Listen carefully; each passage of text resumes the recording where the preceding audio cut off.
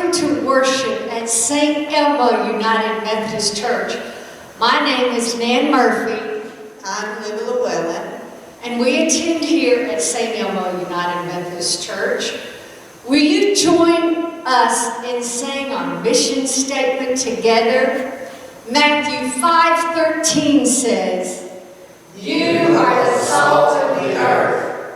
Our mission is to be a Christ-centered church that boldly serves, loves, excels, and teaches." Welcome.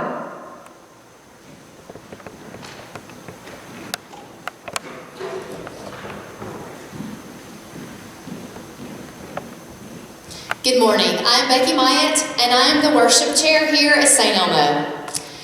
As you enter the worship space online, type in a greeting and pass the peace of Christ to one another. And feel free to share any prayer request on our Facebook page or in the worship space here this morning. Today's Feed the Hungry offering is Pennies for Christ. This money is given out to members of our community who find themselves in financial need. It sometimes pays for food, medicine, or utilities. Tithes and offerings can be sent in online through the online giving found on our website or at the top of our Facebook page. Feed the Hungry offerings can be paid online as well. If you have a specific item you're contributing toward, please make sure you make a note on the online form designating where you want the money to go. Otherwise, it will go into our general fund.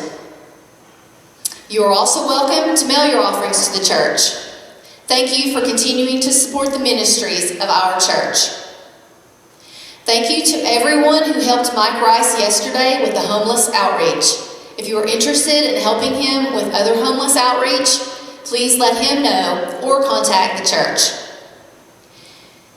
Angela Davis is leading a Sunday school class every Sunday through February 28th. This class is at 10 a.m. on Sunday mornings via Zoom. All ages are welcome to attend.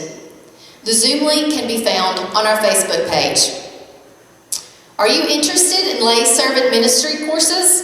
There is a spring online schedule listed on our Facebook page. If you have any questions about them, please contact Pastor Deborah. Also, there is a 6-week online study that UMC Next is sponsoring on Tuesday evenings, February 16th through March 23rd. They do request that you register if you can. The title of this study is "What Does the Bible Say About Sexuality?" If you are interested in becoming a member of St. Elmo, please contact Pastor Deborah via phone or email. Have a great Sunday.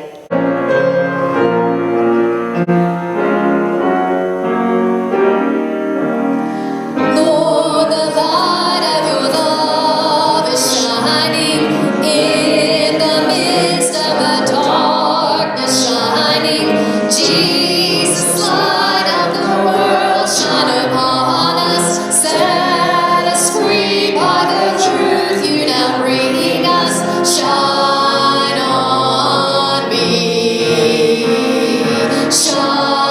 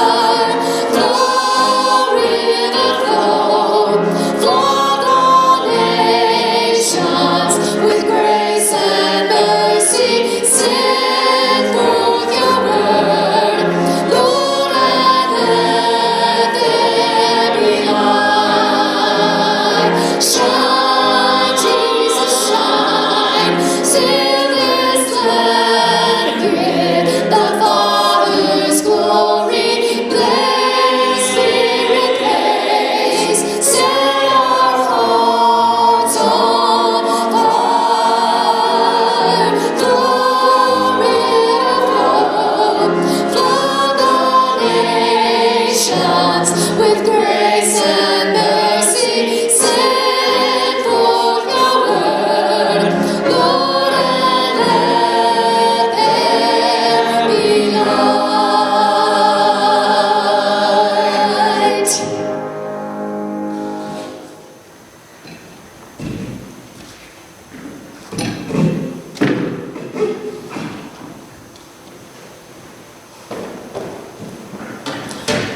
Thank you, praise team.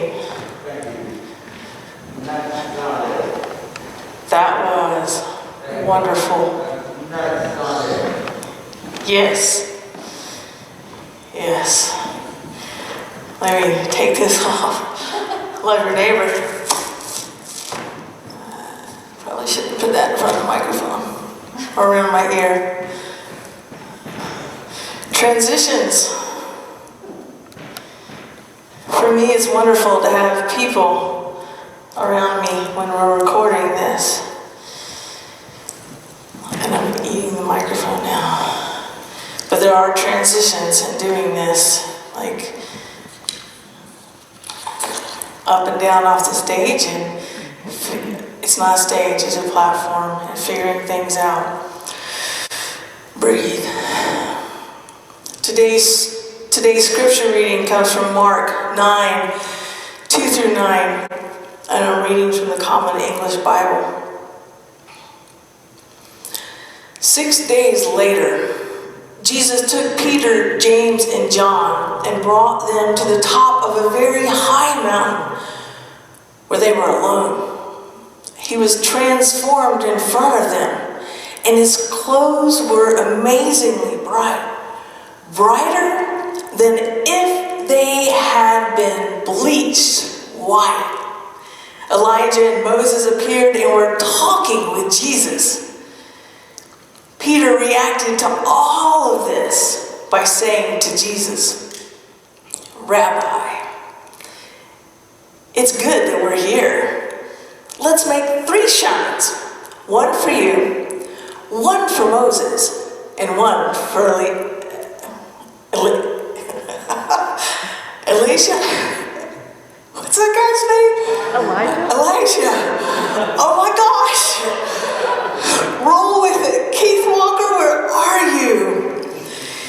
He said this because he didn't know how to respond, for the 3 of them were terrified, as am I.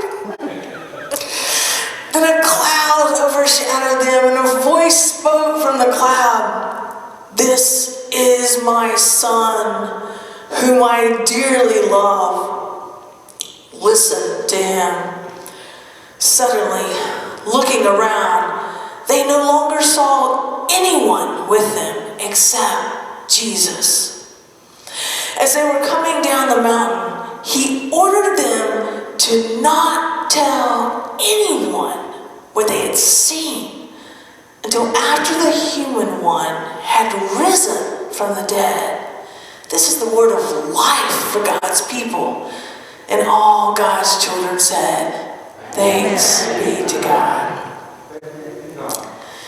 Today's title comes from verse 3, where it mentions Jesus' clothes were brighter than if they had been bleached white.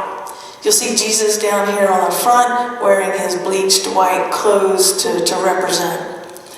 In other versions, such as the New Revised Standard Version, it reads, "His clothes became dazzling white, such as no one on earth could bleach them."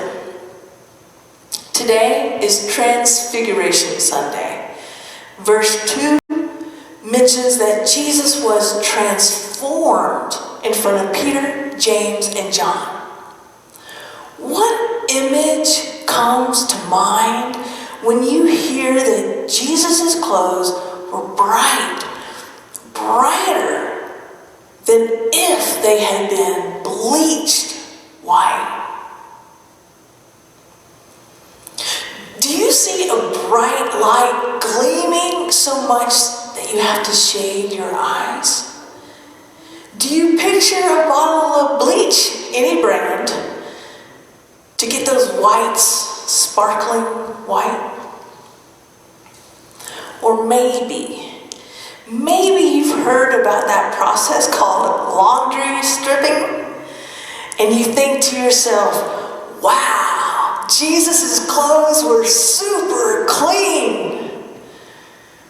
Does Transfiguration Sunday have anything to do with bleach? No. But the reference helps us relate to the brightness that the disciples encountered in that moment. Transfiguration Sunday is celebrated the Sunday prior to Ash Wednesday and the beginning of Lent. We acknowledge Jesus' transformation in front of the 3 disciples, God's proclamation of who Jesus is, and the foretelling of Jesus' death and resurrection. Though the bright white is an attention getter, there are other things that can get our attention too in this passage.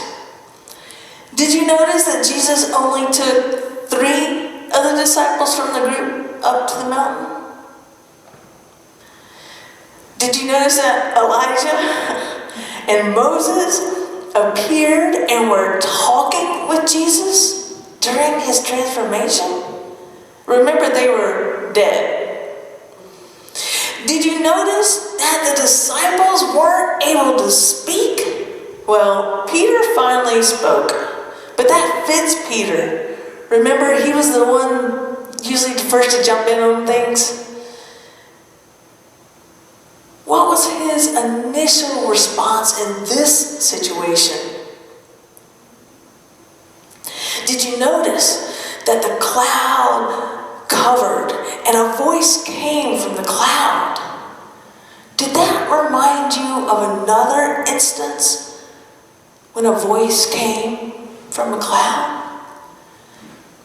Think back a few weeks to baptism of the Lord's Sunday.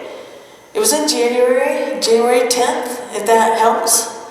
The reading for that day also included God's voice speaking out of a cloud these very words to Jesus.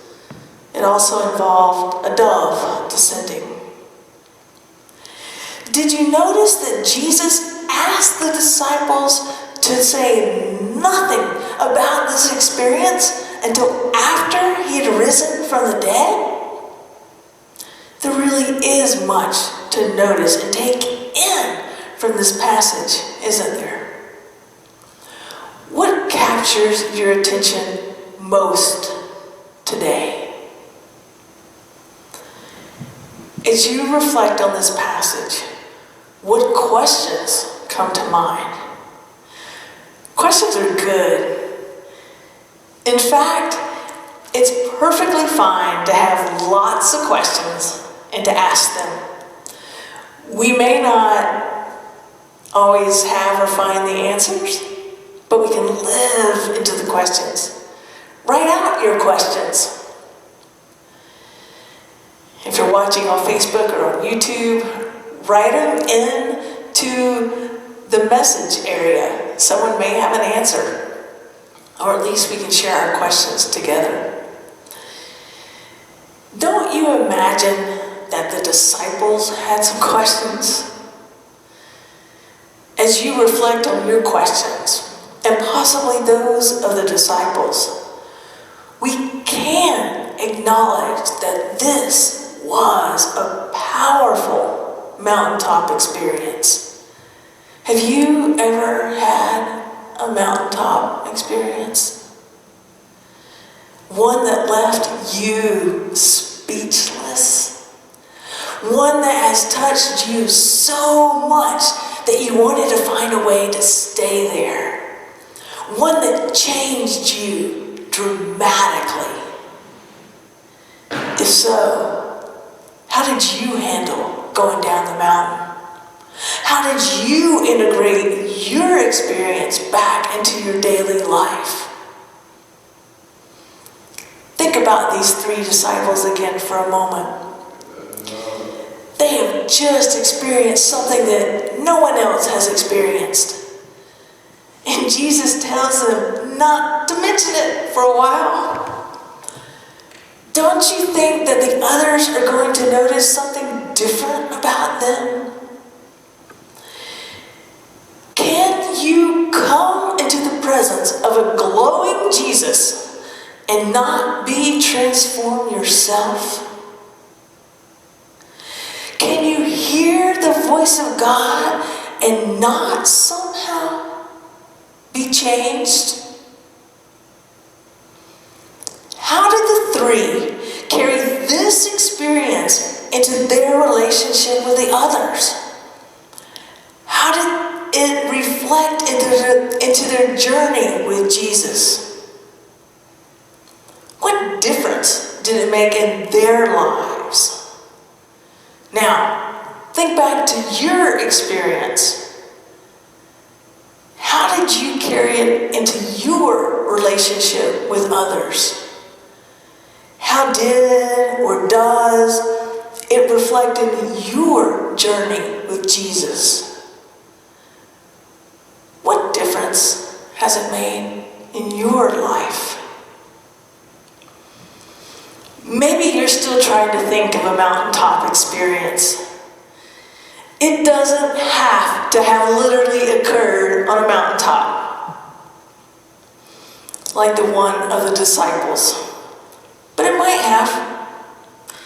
It can be any experience or encounter with Jesus that struck you as significant, that you didn't want to end, that was difficult to speak about. Very likely, that experience, encounter, is one of your spiritual markers. It marks a significant time in your faith journey. Some of mine have happened literally on a mountaintop. Lookout Mountain, for example, right above us. They've happened at Emmaus walks, where I've been part of teams. They've also happened at retreats and even poolside in my backyard. Don't rush over to my house. This was a previous house. I do not have a pool. But if you do, let me know. I'll share one such encounter.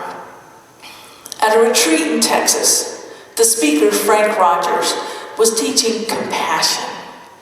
Compassion that God has for us and compassion we have for ourselves and others. After the first session, our reflection time was to reflect on that compassion. I was wrestling with that and eventually found myself walking the grounds of the retreat center. I came upon a garden sign that read, "Charlie's Garden." And I hit the ground on my knees and tears came. The message I received in my heart and mind in the moment was that everything was going to be okay. Charlie was going to be fine. I was going to be fine. We were all going to be fine. The sign was a literal sign that life and growth would happen for Charlie. God knew that my heart for my kid was troubled, and with compassion met me where I was.